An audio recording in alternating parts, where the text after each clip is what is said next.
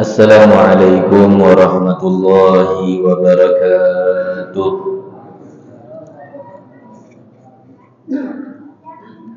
Alhamdulillah. Alhamdulillahi rabbil alamin. Allahumma salli wa sallim ala sayyidina Muhammadin wa ashghil adh-dhalimina biz-zalimin wa akhrijna min bainihim salimin. وعلى آله وصحبه أجمعين ولا حول ولا قوة إلا بالله العلي العظيم رب اشرح لي صدري ويسر لي أمري واحلل عقدة من لساني يفقه قولي وسدد لساني واهد قلبي بحق نبيك سيدنا محمد صلى الله عليه وصحبه وسلم نوينا الاجتماع والانتفاع كما اندفع أهلنا نوينا التعلم والتعليم والتذكر والتذكير والنفع والانتفاع والإفادة والاستفادة والحث على تمسك بكتاب الله تعالى وسنة رسوله صلى الله عليه وصحبه وسلم والاتباع بالأسلاف والدعاء إلى الهدى والدلالة على الخير ابتغاء وجه الله مرضاته سبحان الله والحمد لله ولا إله إلا الله والله أكبر عدد كل حرف كتب ويكتب أبد الآبدين والدهر الداهرين اللهم يا من هو في علوك يا من هو في فعل حميد يا من هو في مجده متين اللهم أكرمنا بنور الفهم والحفظ وارزقنا الحكمة والعقل وأخرجنا من ظلمة وهم إلى النور وارزقنا فهم النبيين وحفظ المرسلين وإلهام الملائكة المقربين ربي زدنا علما وفهما وعقلا يا أكرم الأكرمين بحق سيدنا محمد خاتم الأنبياء والمرسلين يا أرحم الراحمين اللهم يا فتاح يا عليم يا فتاح يا عليم يا فتاح يا عليم افتح علينا فتحا قريبا برحمتك يا أرحم الراحمين اللهم لا سهل إلا ما جعلته سهلا وأنت تجعل الحزن إذا شئت سهلا اللهم سهل لنا حفظ العلوم وهب لنا واسعة الفهوم بجاه نبيك المعصوم صلى الله عليه وصحبه وسلم اللهم أغننا بالعلم وزينا بالحلم وأكرمنا بالتقوى وجملنا بالعافية يا أرحم الراحمين اللهم ارزقنا علما لدني والمشرب الصافي الحني وهاب يا غني صلى الله على سيدنا محمد النبي الأمي وعلى آله وصحبه وسلم والحمد لله رب العالمين أما بعد الحمد لله segala puji bagi Allah Subhanahu wa taala yang masih memberikan kita umur yang panjang dalam keadaan sehat walafiat sehingga masih diizinkan oleh Allah Subhanahu wa taala kembali kita duduk berkumpul guna untuk menjalankan perintah Allah Subhanahu wa taala yakni melaksanakan salat maghrib secara berjamaah dan dilanjutkan dengan mengambil ilmunya Rasulullah sallallahu alaihi wasallam. Mudah-mudahan tidaklah kita dikeluarkan oleh Allah dari masjid dan majlis ta'lim yang penuh dengan keberkahan ini kecuali kita selalu diberikan keistiqamahan oleh Allah Subhanahu wa taala untuk selalu berada di jalan yang diridhoi oleh Allah Subhanahu wa taala. Diberikan keistiqamahan untuk selalu bisa hadir di dalam majlis-majlis ta'lim. Amin Allahumma amin ya rabbal alamin. Ma'asyiral hadirin rahimani wa rahimakumullah. Nikmat yang Allah Subhanahu wa taala berikan kepada kita beberapa hari ini, Allah turunkan hujan yang menjadikan kita orang ada di dalam dua posisi.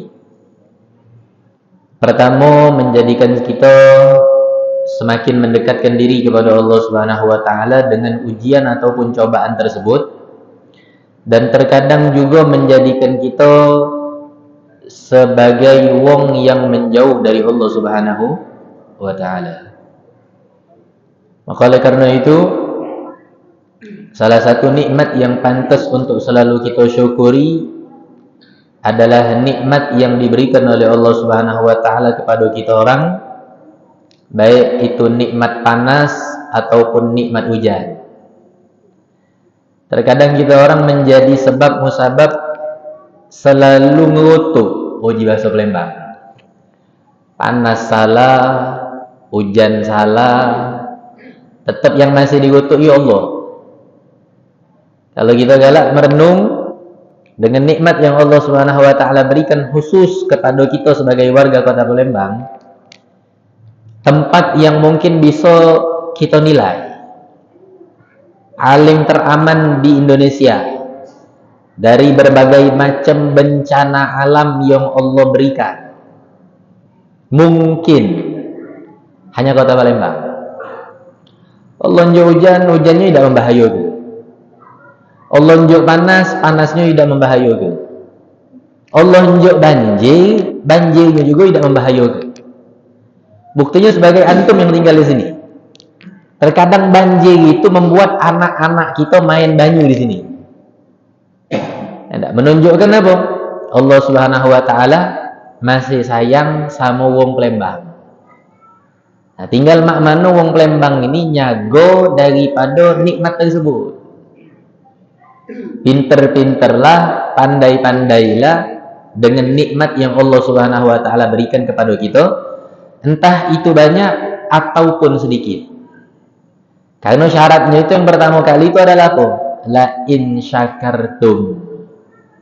Kalau ente bersyukur. Baru yang kedua ini dinjuk sama Allah. Tapi kalau ente tidak bersyukur, yang kedua ini tak dinjuk. Contoh musim sekarang, lah turun hujan. Kalau prediksi BMKG kan belum hujan sekarang. Inilah terkadang manusia harus banyak-banyak ingat.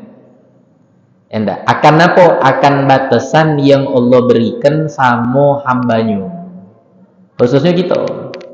Makanya keluarlah kalimat manusia boleh berencana, Allah yang menentukan. Nah, inilah yang namanya rukun iman ke-6, beriman kepada qada dan qadar.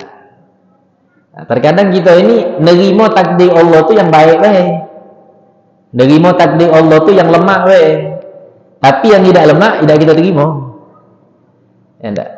Makanya dikatakan oleh ulama, takdir lemah, takdir tidak lemah itu semuanya adalah ujian buat kita.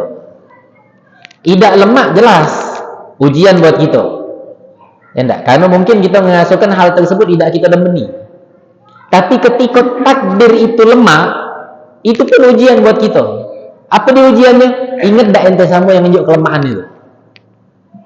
Ingat tak ente sama yang menunjuk daripada semua kelezatan tersebut?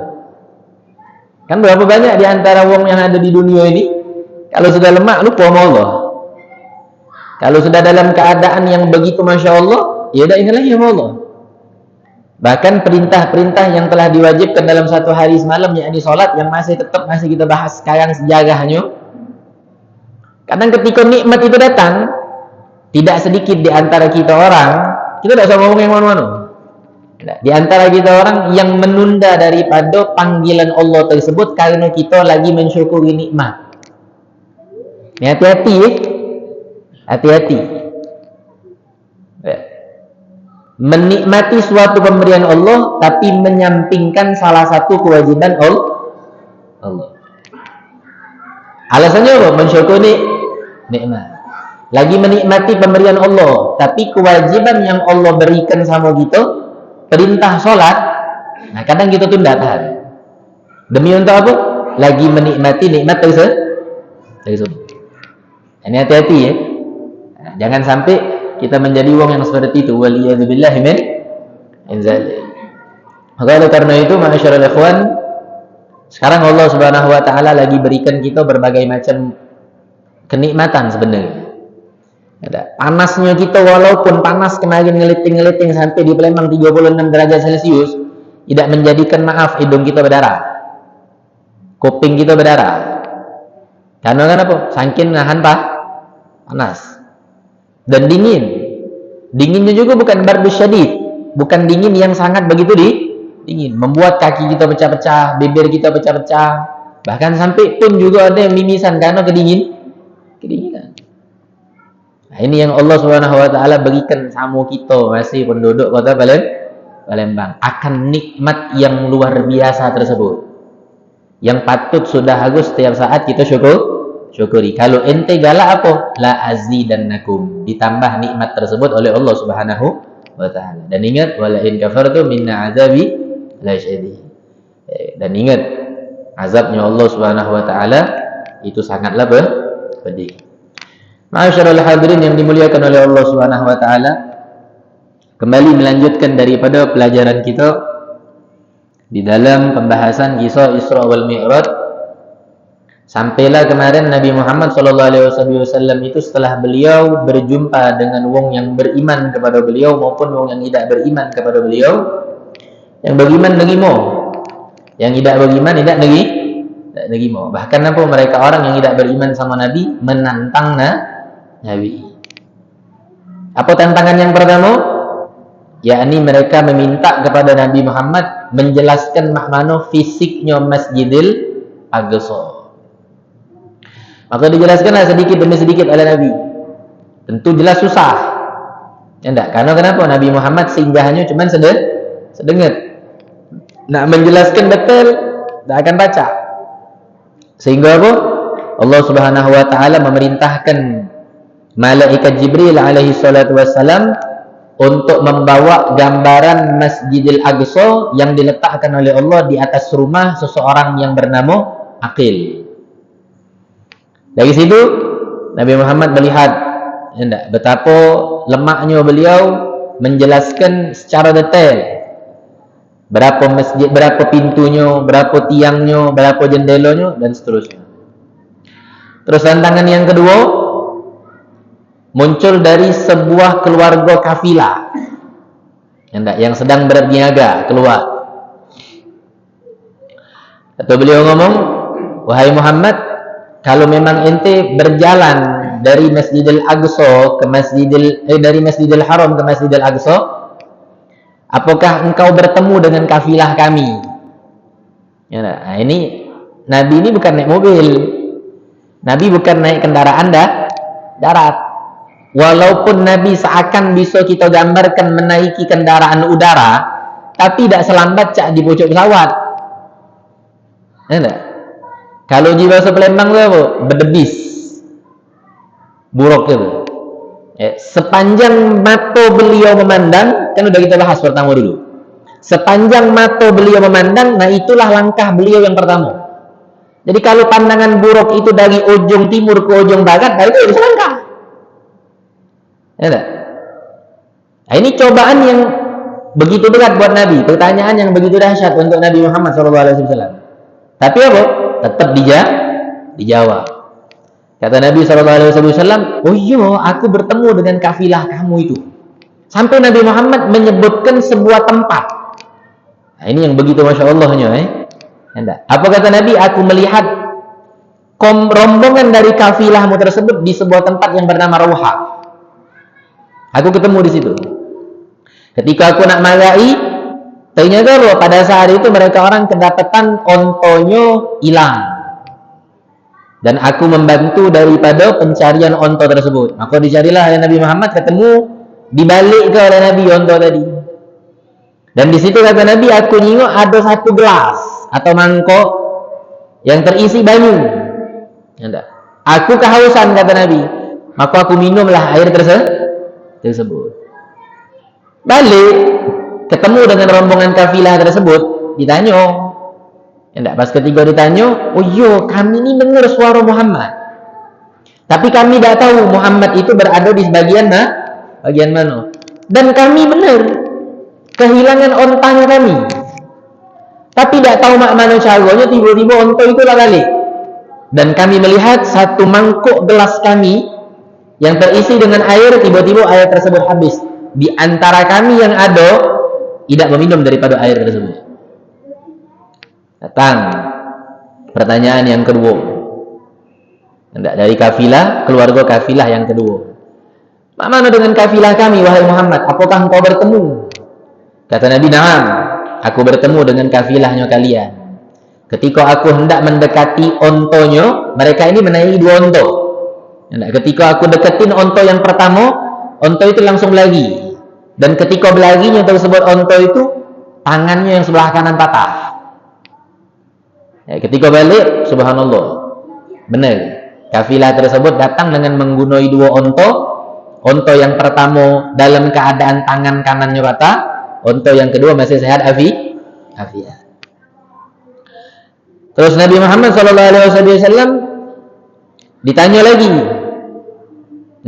dengan kafilah yang ketiga. Jadi 3 kafilah. Pertanyaannya jadi 4. Pertanyaan yang pertama tentang Masjidil Aqsa, kedua, ketiga, dan keempat semuanya tentang kafilah. Ketika kafilah yang keempat, kafilah yang ketiga, ditanya oleh mereka orang, kata Nabi SAW, oh iya, aku melihat daripada kafilah tersebut. Dan aku melihat tidak lama lagi kafilah ini akan datang, karena posisinya sekarang sudah ada di Tan'im, kata Nabi.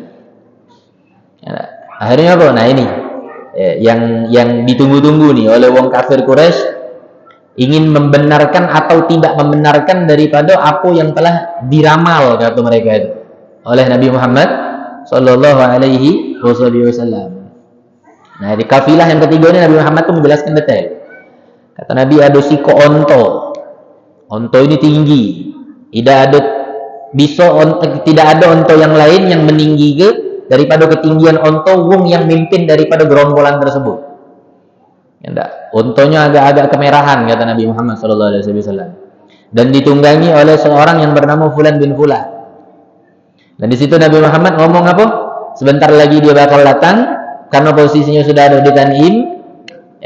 Dan Nabi ngomong apa? Insya Allah, ketika matahari terbit, mereka pun akan datang. Ini langsung bersigat ini. Langsung magai daripada pembatasan kota Mekah. Dan ketika mereka orang melihat sikok yang nyingok, katanya, itu matahari sudah terbit. Dan sikok lagi langsung spontanitas ngomong, itu kafilah kita sudah datang. Nah, inilah kemuliaan baginda Nabi besar Muhammad sallallahu alaihi wasallam. Tapi setelah pertanyaan tersebut dilontarkan oleh mereka buat Nabi, dan semua tantangan tersebut dijawab dengan berhasil oleh Nabi, tapi mereka ngomong apa? Ini adalah sihir yang nyata. Nah, tapi Nabi Muhammad kecewa tak? Tidak kecewa. Nabi Muhammad langsung sungkan tak? Tidak. Nabi Muhammad langsung kecil hati tak? Tidak. Tetap Nabi Muhammad kembali berdakwah, walaupun semua itu sudah ditolak. Nah, makanya masyaallah ikhwan, itulah sir rahasia kenapa Allah Subhanahu wa taala itu selalu memberikan mukjizat kepada para anbiya wal mursalin. Karena kenapa? Sudah menjadi tabiatnya manusia. Kalau tidak kata bukti itu nanda percaya. Itu tabiatnya manusia. Bahkan kalau sudah di dalam hati kita ini ada penyakit hati, meski sudah kepercayaan tersebut kita dapati, tapi karena penyakit hati yang bersimpan di dalam jasad kita, kita tetap masih benci yang ngomong itu. Dan itu bukan baru sekarang Pak terjadi. Dari zaman Nabi Muhammad itu sudah terjadi. Jadi kalau ente sudah bersusah payah, berjuang, ini itu, tapi semua apapun yang ente lakukan itu tidak pernah dihargai oleh wong, santai slow. Jangan terlalu dibawa dengan tegang. Karena siapa ente nak diterima seluruh apa yang ente usahakan, sedangkan Nabi Muhammad lagi tidak diterima oleh mereka orang. Perjuangannya Nabi itu disia-sia. Jerih payahnya Nabi itu dihina ke? Perjuangan Nabi itu ditiada ke? Ini siapa? Sayyidul Anbiya loh. Pemimpinnya para Nabi. Yang Allah Subhanahu wa taala katakan di dalam hadisul qudsi, laulaka ya Muhammad ma khalaqtu akhlak. Kalau bukan karena engkau wahai Muhammad, aku tidak menciptakan apapun. Sesuci itu Nabi, sesempurna itu Nabi, sehebat itu Nabi. Tapi wong yang tidak nerima dengan Nabi tidak sedikit. Makanya Imam Ghazali, Al-Imam Syafi'i, Itu beliau pernah ngomong, kalau seandainya ana Syafi'i, ana Ghazali, ya enggak, tidak lepas dari ucapan buah bibir wong, terlepas, bukan tidak lepas, terlepas dari ucapan buah bibir wong, menjadi selalu bahan omongan wong, siapa ana? Sedangkan Nabi Muhammad tidak lepas dari gunjingan wong kafir Quraisy.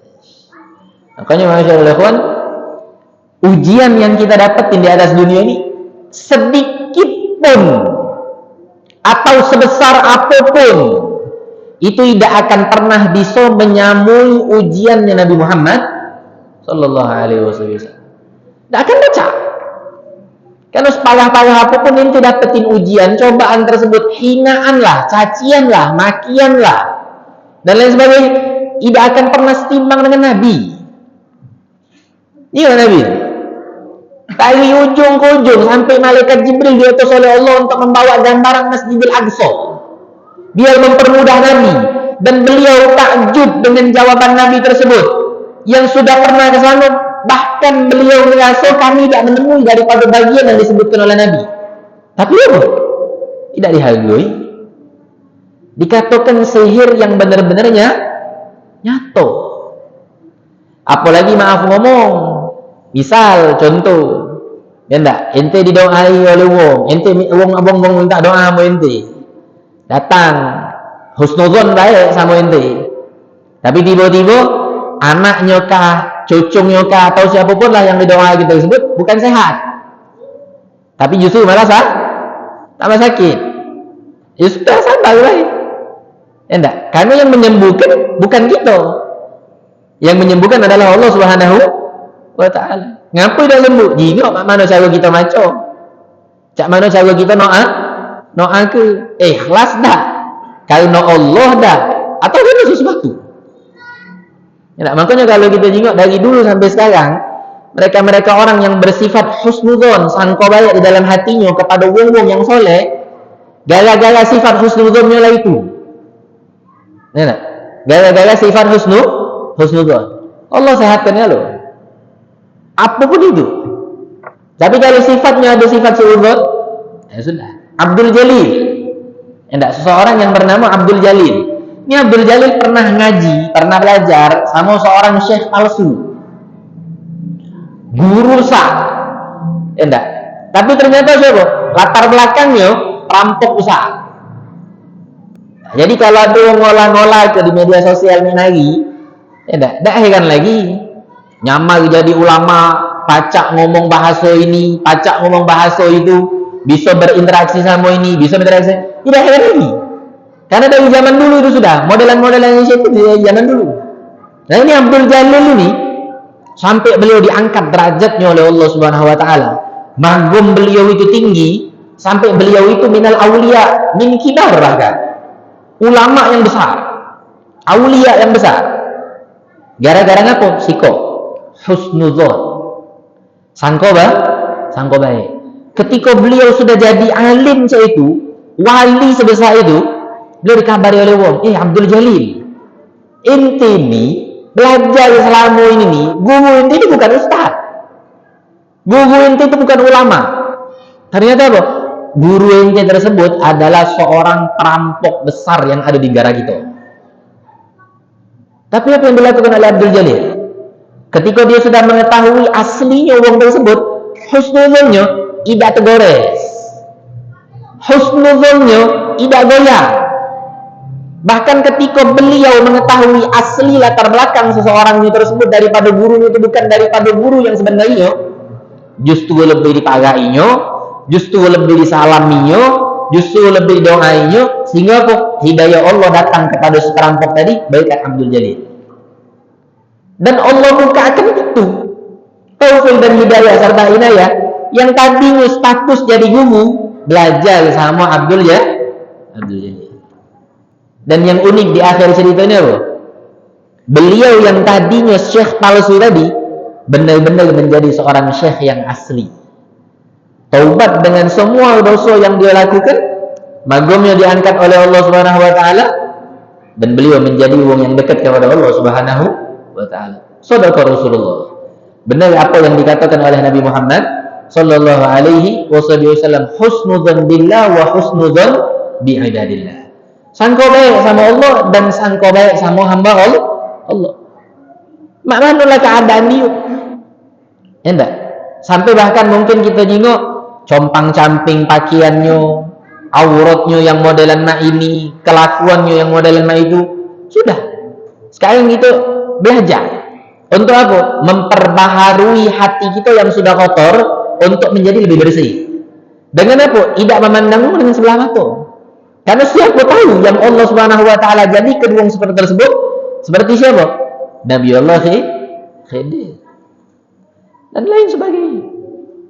Nah, inilah Nabi Muhammad sallallahu alaihi wasallam. Makanya, Pak, kalau kita jengok perjuangan Nabi, Islam itu sampai sekarang disorasokan, bahkan kita nanti di akhir zaman tetap Islam ini masih berkobar. Bahkan apa? Akan terulang kembali sejarah yang kedua kali. Jingok pengorban Nabi mak manu. Jingok usaha Nabi mak manu. Latar belakang sebelum di Isra Mi'rajkan Nabi Muhammad SAW, itu Nabi Muhammad diuji sama Allah dengan ujian yang dahsyat. Pertama apa?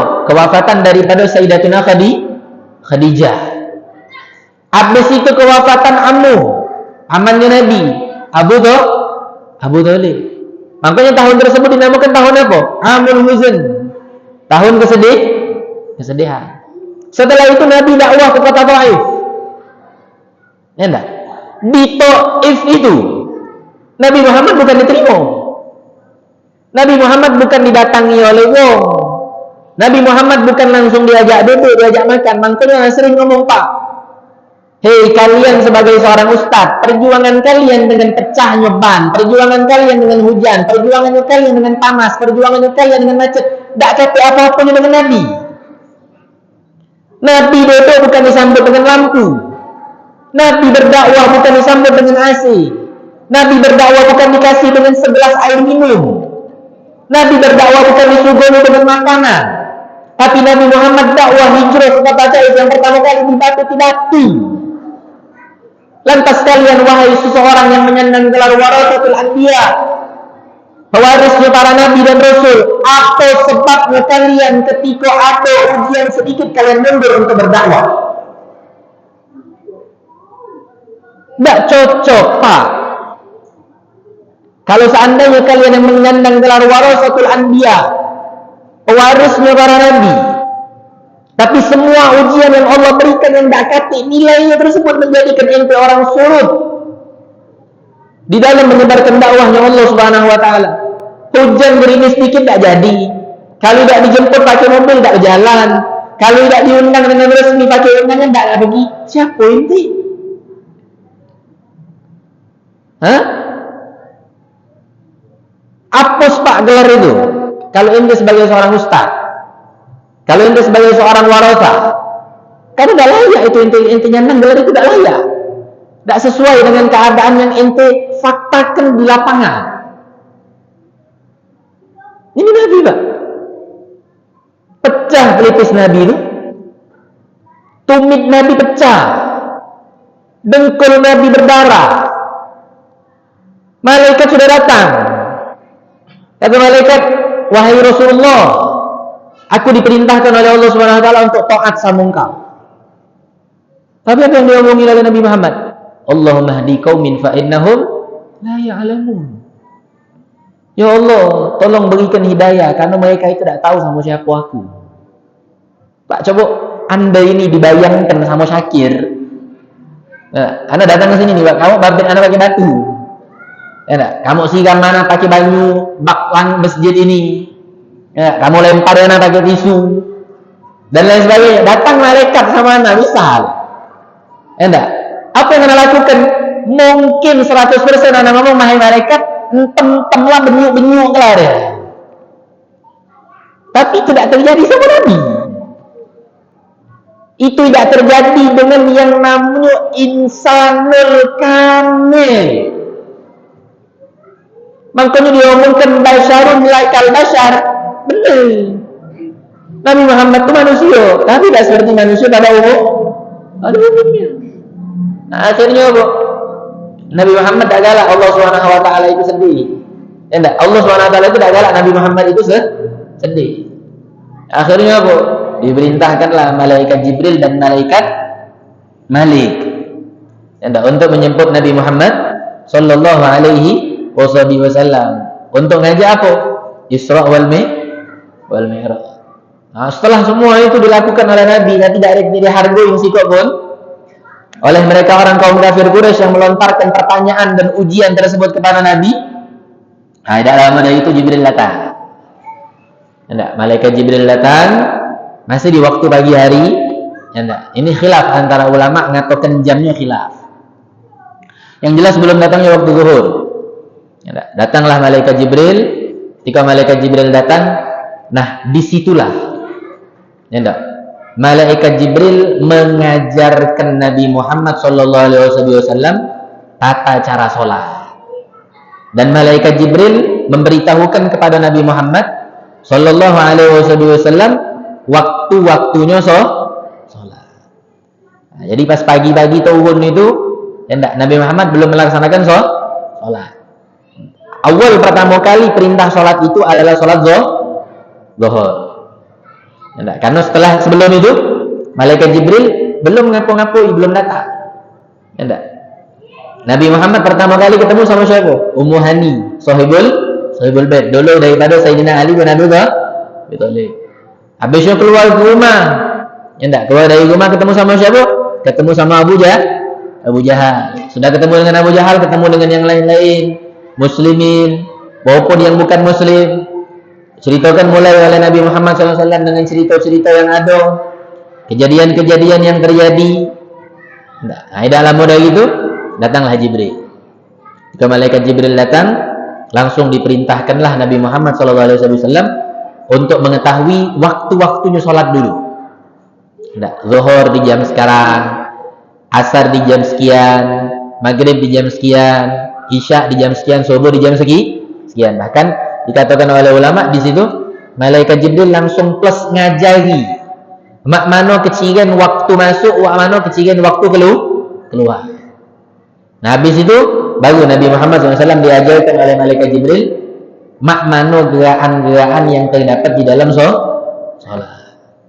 Habis itu baru Nabi Muhammad SAW melaksanakan sholat zuhur, dan beliaulah yang langsung mengajarkan kepada semua para sahabat Nabi yang saat itu sudah beriman kepada Nabi tentang tata cara melaksanakan sholat. Makanya sesuai dengan apa yang beliau sabdakan, "Shallu kama ra'aitumuni usolli." Salatlah kamu sebagaimana kalian melihat aku salat. Habis itu salatlah Nabi Muhammad SAW, dan disinilah mungkin pelajaran ilmu sirah, sejarah tentang Isra wal Mi'rajnya Nabi besar Muhammad sallallahu alaihi wasallam di majelis taklim kita rutin di setiap malam Rabu, kita stopkan di malam hari ini. Berakhir sudah semua kisah daripada Isra wal Mi'raj yang kita sampaikan. Tapi hakikat sebenarnya belum selesai. Seperti contoh Syakkus Sadr, terbelahnya dada Nabi, itu dah ada cerita tu. Dan masih banyak lagi. Peristiwa-peristiwa yang terjadi, Pak. Ini ana sadar, ana nyatet di sini, Pak, di tab ini. Waktu awal pertama kali kita bahas itu tanggal 26 Rajab. Waktu pertama kali kita bahas. Sebulan lagi kita ni bulan Rajab datang. Habis ini Jumadil Akhir. Habis Jumadil Akhir Rajab. Ana agak kurang yakin. Aku bukalah tadi di YouTube-nya masjid. Ana nyingok, ternyata ana pun mengucapkan sama di kalimat video tersebut tanggal 26 Rajab, bertepatan dengan tanggal 6 Februari. Nah, sekarang tanggal 12 November, kurang lebih 9 bulan. Pak, tak terasa. Ya tak, 9 bulan kita bahas peristiwa Isra wal Mi'raj. Ana pribadi nyingok tanggal ni tak yakin. Seakan baru pembahasan Isra Mi'raj ini. Tapi sudah menelan waktu 9 bulan. Dan ini Pak, belum totalitas. Ingat ya, belum totalitas. Syaqqus sodar itu, pembelahan dada Nabi itu panjang ceritanya. Ya, 4 kali Pak, Nabi Muhammad dibelah dada itu 4 kali. Yang paling termasyhur dua, pada saat beliau umur 4 tahun di rumah daripada Halimatus Sa'diyah. Ya enggak? Yang jadi ibu susunya Nabi. Dan yang kedua pada saat Isra wal Mi'raj. Ini yang termasyhur. Duanya kapan? Pada saat beliau 12 tahun dan pada saat beliau pertama kali menerima wahyu. Ngapa dada Nabi? Kita bahas sedikit, masih ada waktu. Ngapa dada Nabi itu dibelah? Ya enggak? Apakah Nabi Muhammad itu kotor beliau punya hati? Apakah Nabi Muhammad itu memiliki hati yang tidak bersih dan lain sebagainya? Jawabannya tidak. Ya, Nabi Muhammad SAW tidak memiliki hati yang kotor. Bahkan kekotoran itu tidak ada di dalam hatinya Nabi Muhammad SAW. Tapi apa? Semua hati Nabi itu kemuliaan kalau. Tujuannya Allah Subhanahu wa taala membelah dadanya Nabi dan mencuci hatinya Nabi dengan ma'uz Zamzam. Dengan air Zamzam, itu tujuannya apa? Menambahkan kehebatan yang ada di dalam diri Nabi Muhammad sallallahu alaihi wasallam. Kebersihan, kemuliaan ditambah dengan kemuliaan, tidak jadi masalah. Justru nambah semakin mulia. Nah, itulah Nabi Muhammad sallallahu alaihi wasallam. Dan di dalam penafsiran ulama yang lain ngomongkan, kenapa Nabi Muhammad itu dadanya dibelah? Menunjukkan kalau Nabi Muhammad, beliau itu juga manusia.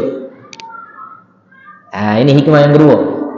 Ya, jadi kalau wong takjub dengan semua keajaiban, kemuliaan, kehebatan yang ada di dalam pribadinya Nabi Muhammad, sampai orang tersebut mungkin menyangka bahwa Nabi Muhammad itu bukan manusia. Salah. Nabi Muhammad manusia. Hati Nabi Muhammad punya.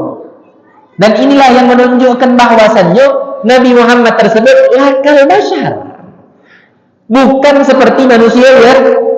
Bahkan Pak, yang lebih Masya Allah lagi, itu dijelaskan di dalam pembelahan dadanya Nabi Muhammad SAW. Itu Allah Subhanahu wa taala nak menghilangkan yang namanya haddus syaitan. Batasan syaitan. Jadi Pak, ini batasan syaitan ini di dalam hati itu ini. Itulah yang suka syaitan itu galak ngutak-atik hati itu. Itu tempat dia. Nah, Nabi Muhammad pun juga punya yang namanya haddus syaitan. Tapi haddus syaitannya Nabi Muhammad tidak pernah sekalipun diparai oleh syaitan. Melainkan hanya kita orang ini menjadikan bahwasanya Nabi Muhammad itu bukan malaikat. Meyakini bahwasanya Nabi Muhammad itu juga manusia. Tapi hanya sikok-sikoknya manusia ini. Yang kehebatannya, magomnya, kemuliaannya bisa mengungguli semua daripada makhluknya Allah Subhanahu wa taala, bahkan malaikat. Tapi jasanya manusia. Nah, ini balik kepada ayat yang pertama kali kita iftitah pembukaan. Apa itu?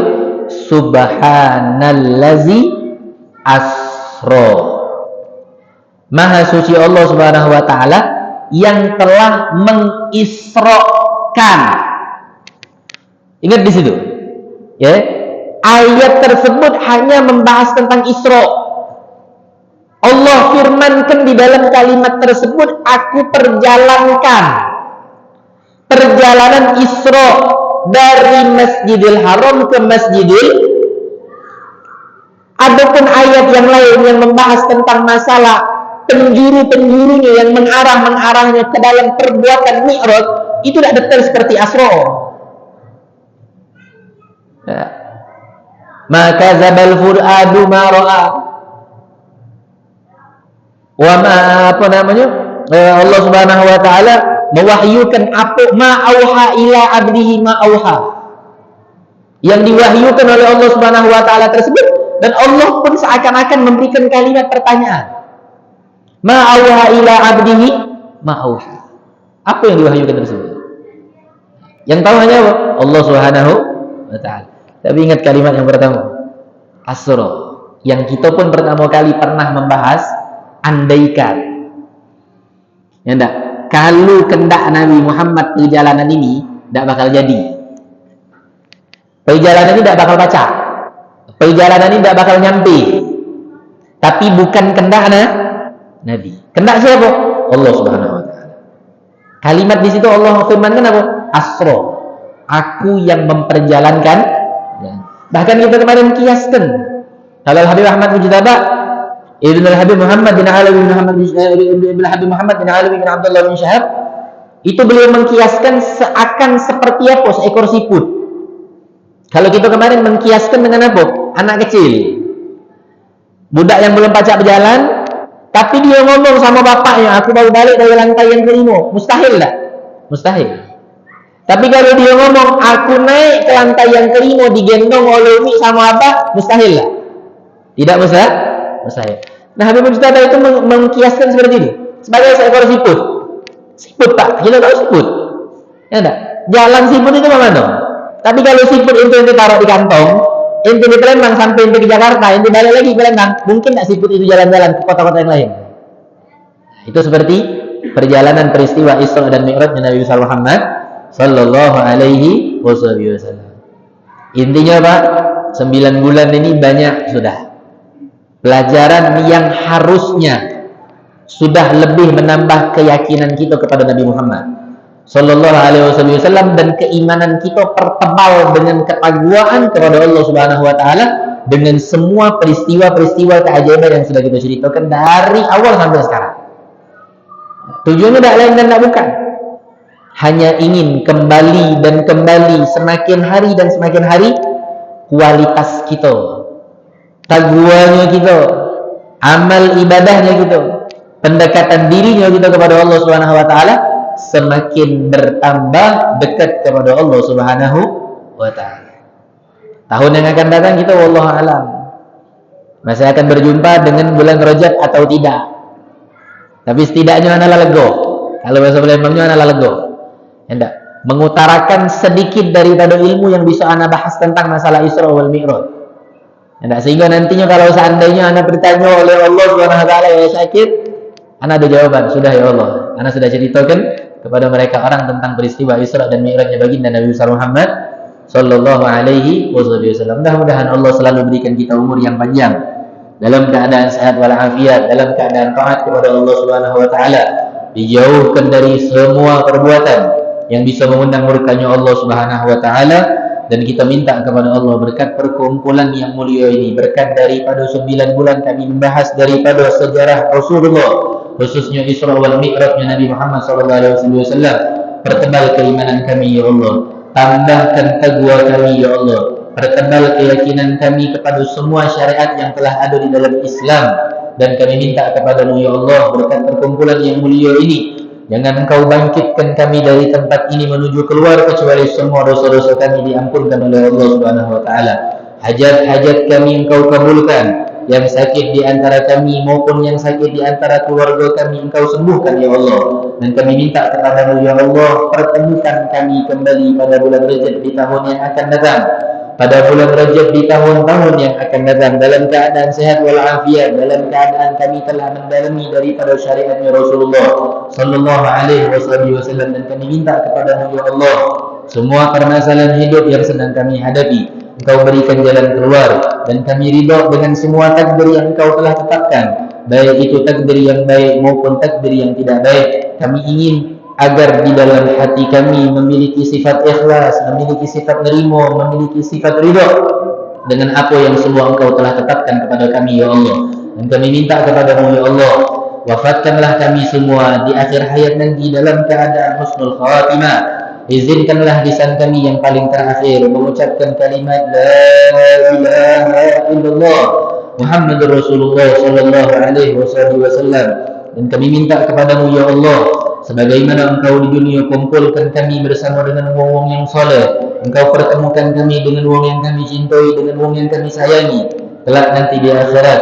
Ya Allah, ya Rabb, kumpulkan kami kembali bersama mereka semua di dalam satu syurga yang bersama dengan baginda Nabi besar Muhammad sallallahu alaihi wasallam. Dan kami minta kepada-Mu ya Allah, sejarah-sejarah Nabi Muhammad jangan menjadi terakhir kali kami dengarkan pada malam hari ini, tapi Engkau izinkan di setiap malam kami bertambah untuk mendengarkan cerita-cerita sejarah tentang Nabi besar Muhammad sallallahu alaihi wasallam, sehingga nanti di akhirat kami dapatkan syafaat dari beliau, kami dapatkan air telaga Kautsarnya beliau, kami dapatkan air yang langsung keluar langsung dari jemarinya baginda Nabi besar Muhammad sallallahu alaihi wasallam, sehingga kami tidak merasakan haus selama-lamanya ya Allah. Dan kami minta kepadamu ya Allah, orang tua kami yang masih hidup, Engkau berikan usia yang panjang kepada mereka, Engkau berikan selalu kesehatan kepada mereka, sakit penyakit yang mereka alami Engkau angkat ya Allah, karena kami benar-benar cinta kepada kedua orang tua kami, dan kami ingin ya Allah nantinya kedua orang tua kami pun berada di dalam satu syurga yang bersama dengan kami, bersama dengan baginda Nabi besar Muhammad sallallahu alaihi wasallam. Ya Rabbi wajma'na wa ahbaban lana fi darikal firdaus atiyya mawdi'i. Ya Rabbi wajma'na wa ahbaban lana fi darikal firdaus atiyya mawdi'i. Ya Rabbi wajma'na wa ahbaban lana fi darikal firdaus atiyya mawdi'i. Allahumma ya muhawwil al-ahwal حول حالنا والمسلمين إلى أحسن الحال بهدي مولى بلال وبهدي هؤلاء الرجال. اللهم اهدنا بهداك، اجعلنا ممن يسارع في رضاك، ولا تولنا وليا سواك، ولا تجعلنا ممن خالف أمرك وعصاك. وحسبنا الله ونعم الوكيل، ولا حول ولا قوة إلا بالله العلي العظيم. صلى الله على سيدنا محمد النبي الأمي وعلى آله وصحبه وسلم، والحمد لله رب العالمين. السلام عليكم ورحمة الله وبركاته.